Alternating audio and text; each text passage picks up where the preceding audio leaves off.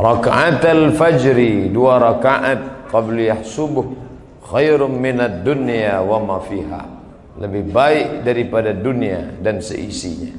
Apa makna hadis ini? Kalau qabliyah subuhnya saja lebih baik daripada dunia dan seisinya, apalagi solat subuhnya.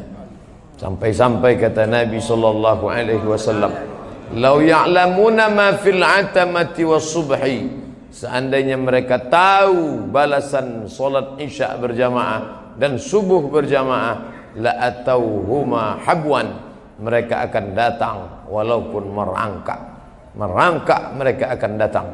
Dan setiap langkah itu, wa naktubu ma qaddamu wa asarahum, kami tulis setiap langkah tapak kaki mereka. Wa kulla syai'in ahsaynah, semuanya kami hitung, kami catat dalam buku catatan yang nyata. Setiap langkah kaki, langkah pertama menghapus dosa, langkah kedua mengangkat derajat, langkah ketiga menghapus dosa, langkah keempat mengangkat derajat. Kalau ada yang berkata, kami tidak melangkah kaki tadi Pak Ustaz, kami naik kendaraan, maka setiap tetes bensinnya pun dibalas Allah SWT. Kami tidak pakai bensin, pakai solar, setiap tetes solarnya pun juga dibalas Allah. Kami tidak naik kendaraan, numpang sama kawan, setiap tumpangannya pun dibalas Allah SWT. Faman ya'mal misqala zarratin khairan yarah, sebesar biji sawi akan dibalas Allah Subhanahu wa ta'ala. Maka subuh ini melimpah ruah. Dari tadi malam ketika kami pulang, bahkan kata Habib, mungkin sebagian ini tidak pulang ke rumah, tapi langsung menunggu di masjid karena iktikaf dan solat subuh berjamaah. Nampak ramai syiar. Apa maknanya ini? Tentu ini diliput dengan televisi live, siaran langsung. Bahkan ada juga yang melalui internet streaming. Maka orang-orang yang berpikir akan melakukan perbuatan dosa dan maksiat, melihat kita ramai ini, mereka berpikir 2 kali. Jangan macam-macam dengan umat Islam. Di tempat lain boleh sedikit, tapi di Palembang luar biasa mereka. Jangan macam-macam dengan umat Islam. Nampaknya mereka sedikit kalau di tempat yang lain, tapi pada solat subuh, kalau solat subuh sudah macam solat Jumat, disitulah gentar, disitulah akan merdeka Palestina. Allahu Akbar. Palestina kata orang tak mungkin merdeka Pak Ustaz. Allah berjanji dalam hadis Nabi sallallahu alaihi wasallam, sampai-sampai batu pun akan berkata, apa kata batu? Ya abadallah, wahai hamba Allah, hadza kafirun uqtulhu, ini di belakangku ada orang kafir bersembunyi yang tidak bersaksi menolong agama Allah, hanya pohon syajaratul gharqad. Subhanallah, Masya Allah, hari ini Palestina ditumbuhi tanaman yang hijau. Mata kita melihat dari perbatasan Rafah, 2 kota yang dipisah, satu diambil oleh Mesir, satu masih dijajah oleh Israel, dan pokok-pokok kayu gharqad tegak berdiri seperti pinus. Mereka sengaja menanamnya karena akan menanti kedatangan Mesias, sang juru selamat yang dijanjikan di akhir zaman. Tapi janji itu pula yang ditagih, diminta orang beriman dengan ramainya mereka solat subuh berjamaah. Mudah-mudahan kita termasuk orang yang istiqomah sampai akhir hayat insyaallah. Amin ya rabbal alamin. Allahumma barik li ummati fi bukuriha, berikan berkah pada umat ini pada waktu paginya. Doa Nabi SAW, Nabi mengatakan, berkahi umat ini pada waktu paginya.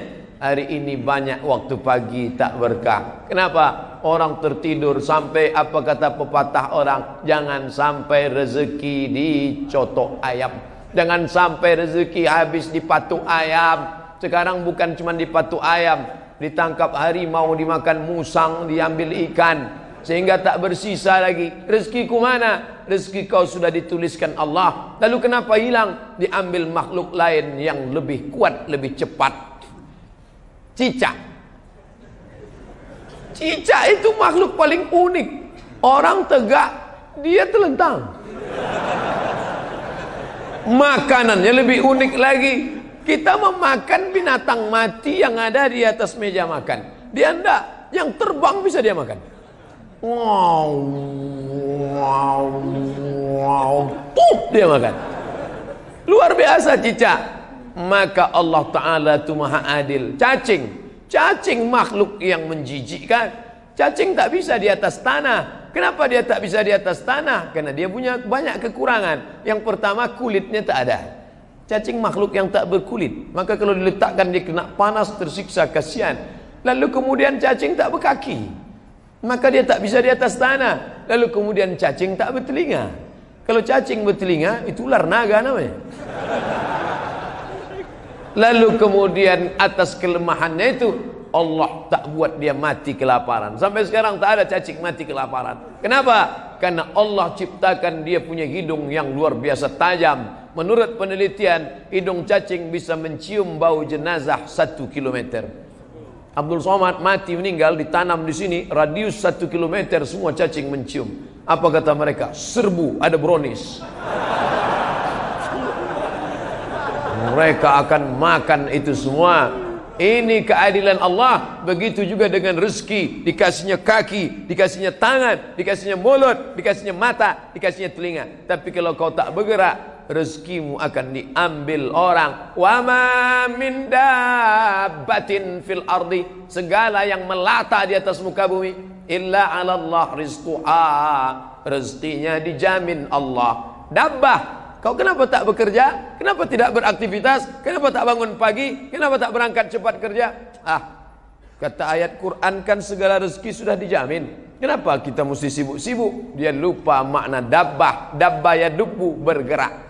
Kalau kau bergerak, fi kulli harakah barakah. Setiap gerak ada barakah, cepat datang. Andai tadi kita tidak datang ke masjid ini, masih juga tidur sampai jam 6 kurang 15 ini, maka sudah berapa yang tertinggal. Tak dapat salam dari Pak Wali, tak dapat salam dari Pak Imam, tak dapat salam dari Pak Protokol, tak dapat salam dari Ustaz Abdul Somad, tak dapat doa dari para habaib, tak dapat kebaikan Asmaul Husna. Maka 6 rezeki sudah hilang. Itulah maka cepat-cepat datang ke masjid. Ini banyak anak-anak muda yang katanya sudah ikut hijrah, yang katanya sudah ngaji, tapi hanya hafal dalil-dalil kelahi, debat masalah kunut subuh. Yang satu mengatakan pakai kunut, yang satu mengatakan enggak pakai kunut, sampai berdebat jam 2 malam. Besok dua-duanya tak sembahyang subuh. Ini tak betul. Kenapa? Wala tanaza'u, jangan berkelahi, fatafshalu, kamu akan gagal, wa tazhaba rihukum, hilang semangat. Kalau sudah kelahi, kamu akan gagal, hilang semangat. Nata'awan fima tafaqna, mari kita bekerja sama pada yang kita sepakati. Wa nata'adzar fima ikhtalafna, mari kita berlapang dada kalau ada perbedaan. Hanafi, Maliki, Syafi'i, Hambali, Muhammadiyah, Nahdlatul Ulama, FPI, semuanya sepakat solat subuh itu wajib. Tunjukkan sama saya mana mazhab yang mengatakan solat subuh sunat. Tak ada. Semuanya sepakat solat subuh wajib. Tapi teknisnya berbeda. Yang satu pakai usolli, satu tak pakai usolli. Yang satu bismillah jahar, yang satu bismillah silent. Yang satu pakai kunut subuh, yang satu tak pakai kunut. Yang satu telunjuknya sekali angkat, yang satu berputar-putar.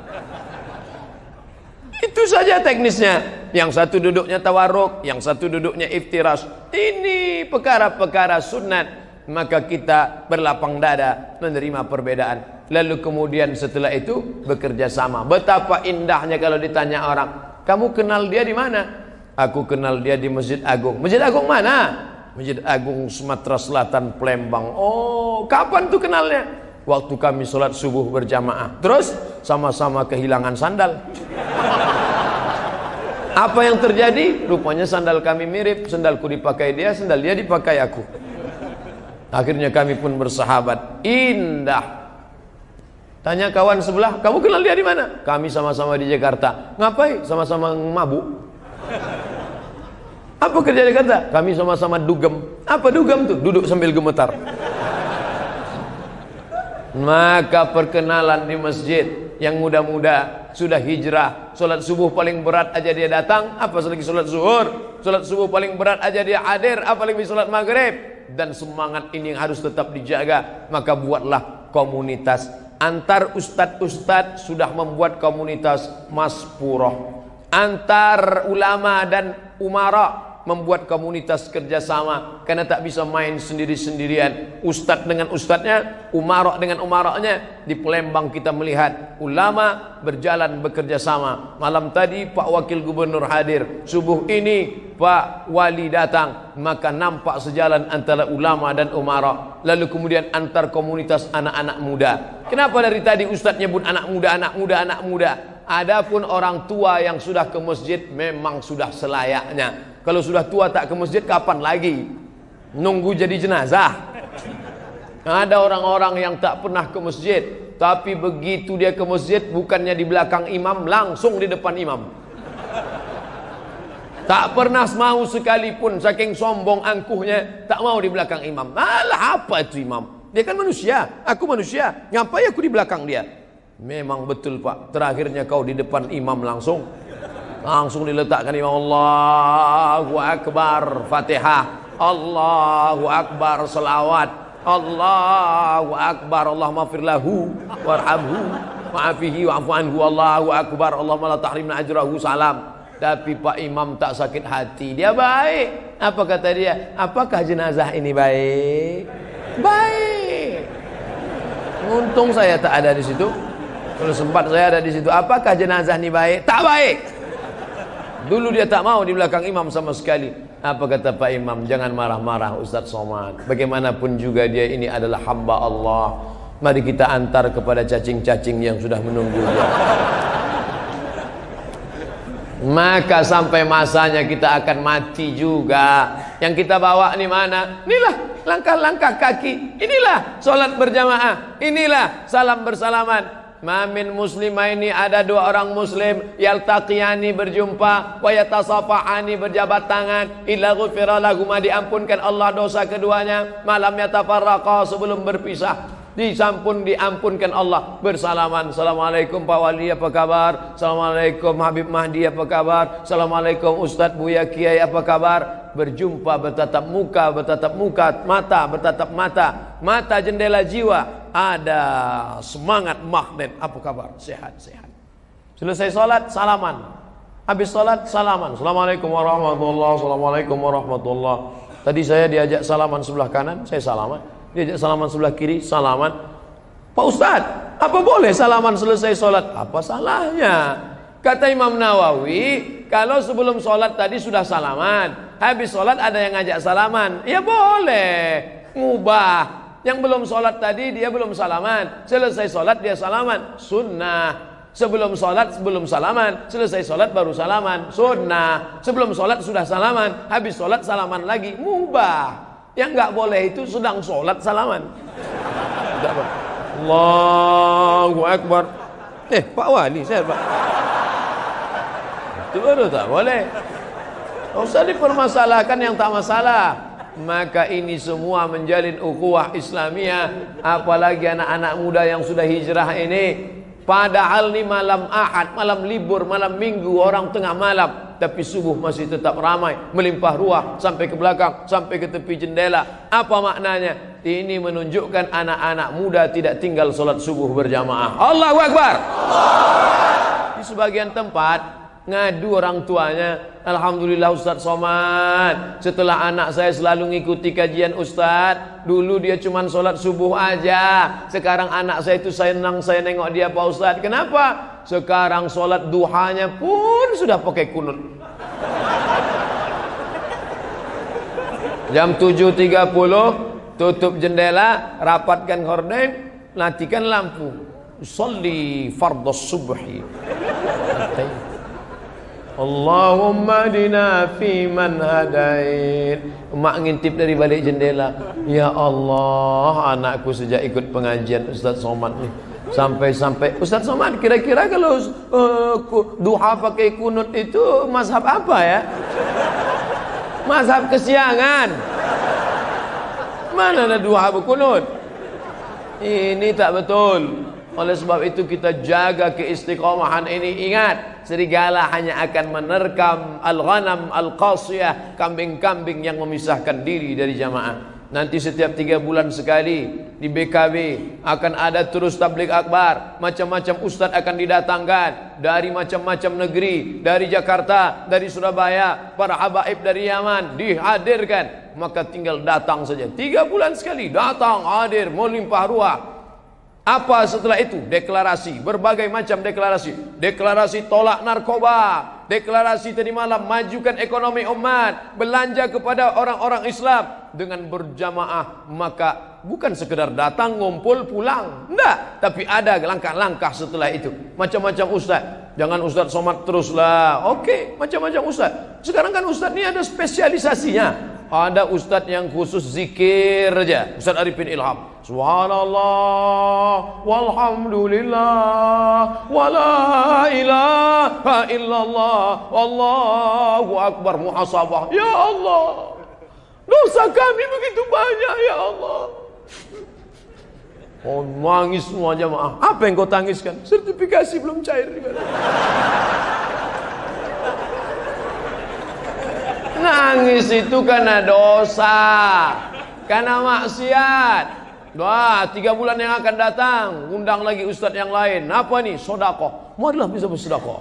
Ada yang sakit mau sembuh, sedekah. Ada yang belum nikah mau nikah, sedekah. Yang sudah nikah mau nikah sekali lagi, sedekah. Wah, ayo bentang semua, buka.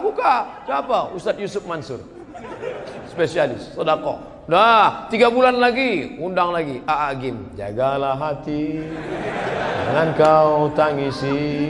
Jagalah hati, lentera hidup ini. Ini semua beraneka ragam macam-macam. Saya ustaz yang serius-serius nih tak mau saya Pak Ustaz. Saya mau ustaz yang macam wayang. Ustaz cepot.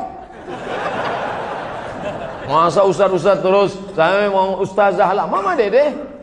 Tak ada alasan untuk tidak mengaji. Ini semua dalam kerangka apa? Yang penting orang mau ngaji aja dulu. Habis itu baca kitab sama habaib sama ulama. Tapi jangan lupa anak-anak kita pendidikan agamanya. Ini kenapa bisa subuh ramai macam ini? Karena orang Palembang mendidik agama kepada anak cucu diwariskan dari para ulama dulu. Baca kitab kuning, baca. Saya ceramah di mana-mana banyak juga yang ngasih hadiah macam-macam. Pergi ke sana mereka kasih batu cincin, pulang sampai 3 batu.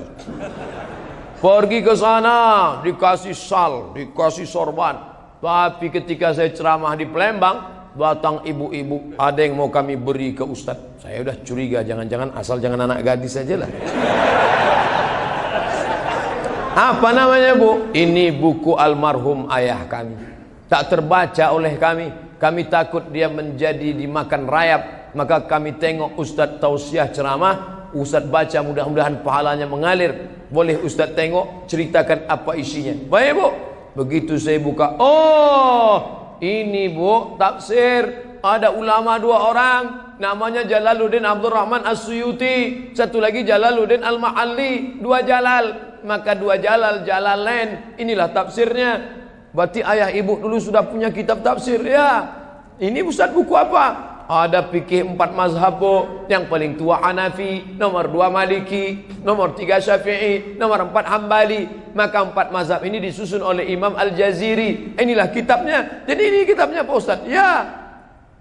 Tapi jangan karena udah saya jelaskan berubah niat tak jadi.